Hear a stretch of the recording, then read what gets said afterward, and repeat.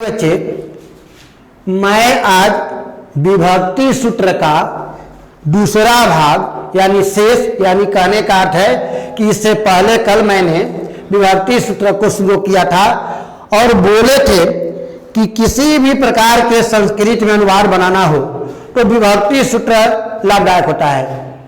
विभक्ति सूत्र कारक होते हैं। कारक में हमने कल प्रथमा विभक्ति और द्वितीय विभक्ति यानी बालक के रूप में प्रथमा में बालका बालकौ बालकम बालक बालकौ बालका और द्वितीय में बालकम बालकौ बालका के आधार पर मैंने आपको कई जो है प्रकार के सूत्रों को दर्शाया था। आज उसी में तृतीय होता है बालकेना बालकाभ्याम बालकई। बालकेना एक वचन में, बालकाभ्याम द्विवचन में, बालकई बहुवचन में। तो उसी पर तृतीया पर हम अपवर्गे तृतीया, सार्थे तृतीया, हेतु तृतीया च पंचमी तृतीया, पृथक बिना योगे तृतीया द्वितीया च पंचमी तथा चौथी विभक्ति होती है एक जो होता है बालकाए बालकाभ्याम बालकेभ्य, उस पर है दनार्थे चतुर्थी। प्रिय बच्चे, मैं कई रोज से आपको कह रहा हूं कि जो है जो भी सीडी देखे लगातार देखे ताकि समझ में आपको आए। और अनुवाद अगर देखना है प्रिय बच्चे, पृथक बिना एगो तृतीया द्वितीया च पंचमी, पृथक बिना नाना के योग में द्वितीया तृतीया पंचमी विभक्ति लगाई जाती है। इसी तरह से चौथी विभक्ति चतुर्थी विभक्ति होती है बालकाए बालकाभ्याम बालकेभ्या। यानी आपको हमने तृतीया में बालक का रूप होता है बालकेन बालकाभ्याम वालकई और चतुर्थी में होता है वालकाय, यही बालकाभ्याम, यहाँ होता है बालकेभ्य। ये एक वचन में होता है, द्विवचन में होता है, बहुवचन में होता है। इसी दो सूत्र में आज हम चल रहे हैं। तो प्रिय बच्चे, पहला मेरा है कि अपवर्गे तृतीया, ये तो सबको आपको याद है, इसी के आधार पर हम बना रहे हैं। अपवर्गे तृतीया फल प्राप्ति के साथ काम की समाप्ति अगर हुई हो, यानी काम समाप्त भी हो गया और जिस उद्देश्य से किए थे उद्देश्य प्राप्त भी हो गया, तो ऐसे में हम तृतीया विभक्ति लगाते हैं। अर्थात मार्गवाची समयवाची शब्दों में तृतीया विभक्ति लगाई जाती है। यथा जैसे एक वर्ष में उसने व्याकरण पढ़ लिया, या एक वर्ष में मैंने गणित पढ़ लिया, या एक वर्ष में मैंने 10 कोस चल लिया। तो इस तरह से समय भी समाप्त है और फल भी मुझे मिल गया। तो समय के साथ साथ जब फल प्राप्त हो जाए तो उसको तृतीय अपवर्गे तृतीया कहते हैं। तृतीया विभक्ति एन आभ्याम आई के आधार पर बनाएंगे, यानी एकले और न लगेगा एक वचन में, द्विवचन में आकार और अभ्याम लगेगा और बहुवचन में दोनों देकर विसर्ग देंगे, आई देंगे।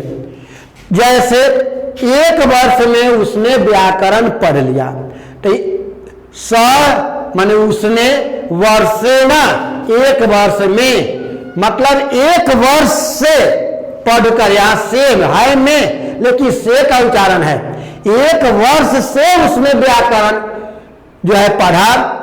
तो एक वर्ष में उसने व्याकरण पढ़ा, तो यहां पर बे है लेकिन से का बोध होगा, क्योंकि लगातार लगाव है, संपर्क है, शिक्षक से लगातार पढ़ा है, इसलिए यहां पर से नहीं है में लेकिन से का बोध होगा।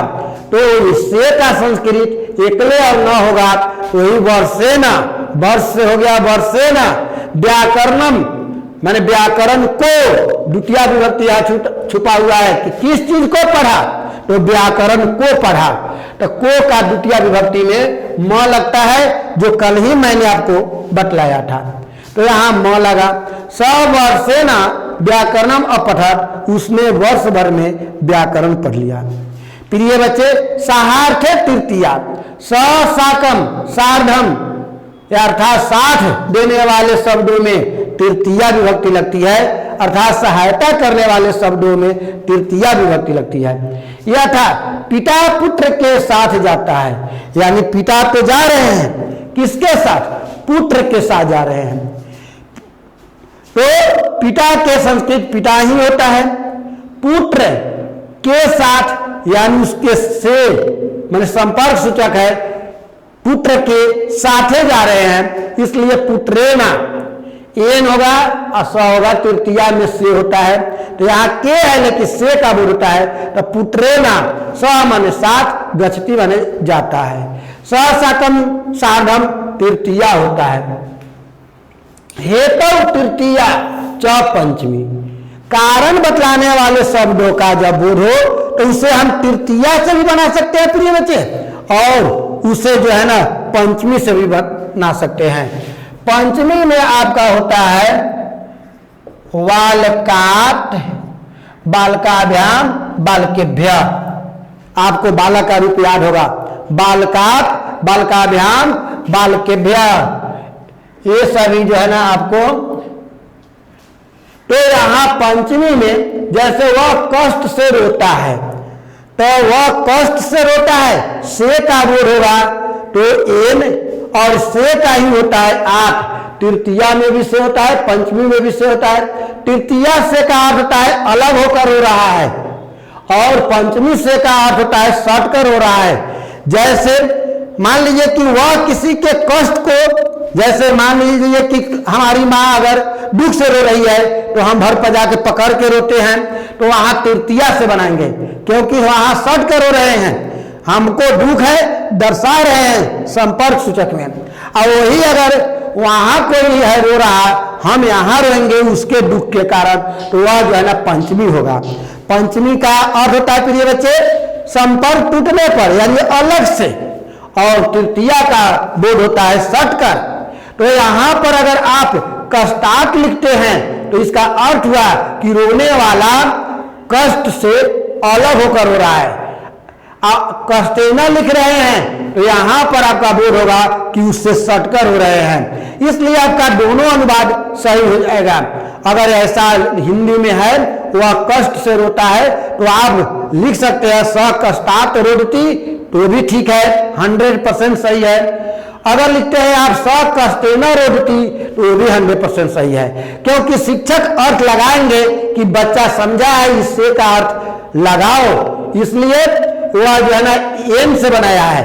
और अगर आठ लगाते हैं तो शिक्षक समझेंगे कि वह संपर्क विच्छेद का रूप लेकर बनाया है, लेकिन अनुवाद दोनों तरीका से सही होगा, इसलिए क्योंकि इसमें पंचमी और तृतीया दोनों लगता है। प्रिय बच्चे, पृथक बिना योगे तृतीया द्वितीया पंचमी, अलग होने वाले शब्दों में पंचमी विभक्ति भी लगती है, द्वितीया भी लगती है, तृतीया भी लगती है। आप किसी से बना सकते हैं, लेकिन उसका अर्थ शिक्षक आपके अनुवाद के अनुसार बनाएंगे, समझेंगे। जैसे पृथक वीणा नाना के योग में द्वितीया तृतीया पंचमी विभक्ति लगाई जाती है।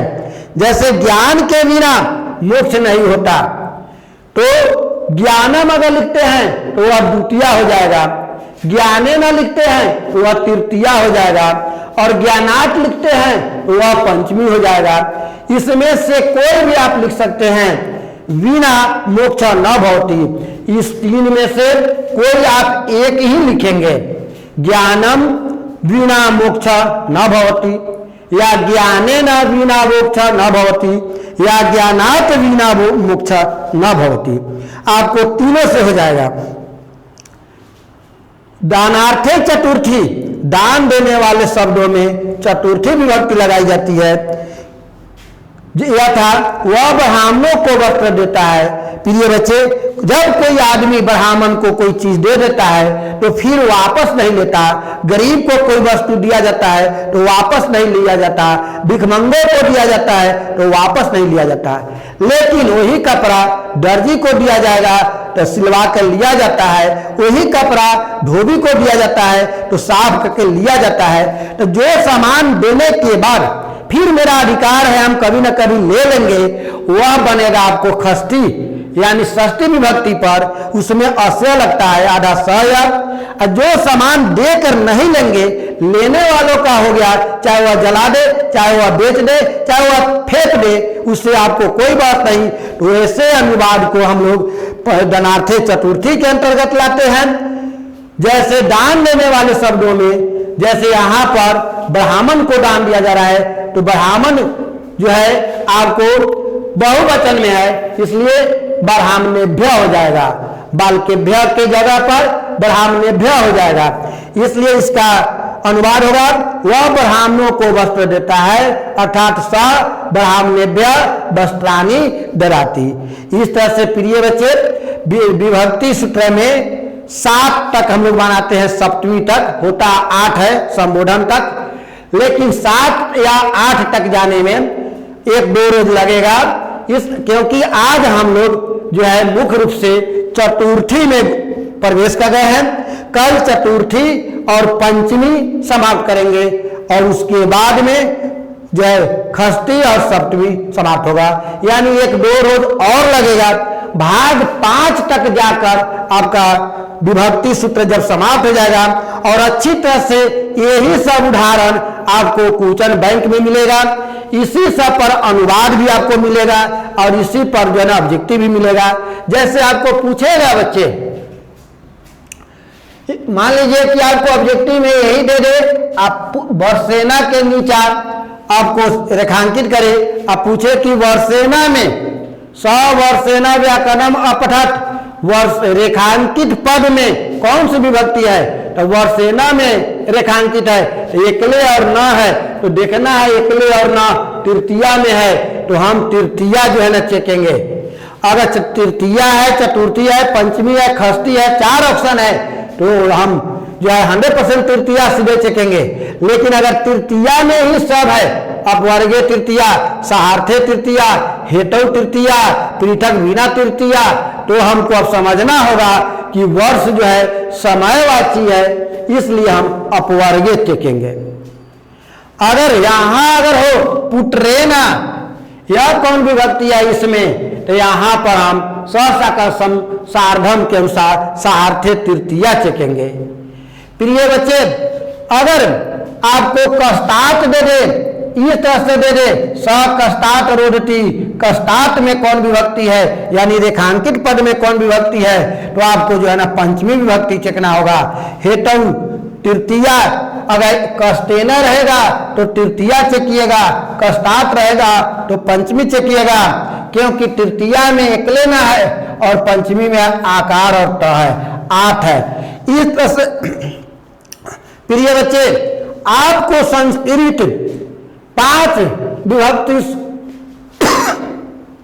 भाग में, यानी आज दूसरा भाग है, 3 रोज और पढ़ने के बाद 5 भाग में आपको ऑब्जेक्टिव में बहुत और अनुवाद में भी बहुत, और आपको जो है ना अनुच्छेद लिखने में, जो है पत्र लिखने में, सभी में आपको इसी का जो है मदद लेना पड़ेगा। इसलिए मैं इसको आपको सबसे पहले और अच्छी तरह से और कम करके पढ़ा रहा हूं। आप इस 5 दिन पढ़ लीजिए लगातार, आपको 100% सब जो है क्वेश्चन बैंक में भी बन जाएगा, किसी साल का क्वेश्चन निकालिएगा बन जाएगा। और अगर नजदीक के हैं, जहां भी दिक्कत हो आप आकर पूछ सकते हैं, दूर के हैं तो आप जो है ना कमेंट बॉक्स में आप कमेंट कर सकते हैं, या मोबाइल 99 397 18 416 पर पूछ सकते हैं। हम आपके मदद के लिए दिन रात तैयार है। अगर आपको इस ऑनलाइन व्यवस्था को आगे बढ़ाना हो तो अपने दोस्तों में शेयर करें, सब्सक्राइब करें और लाइक करें। जय हिंद।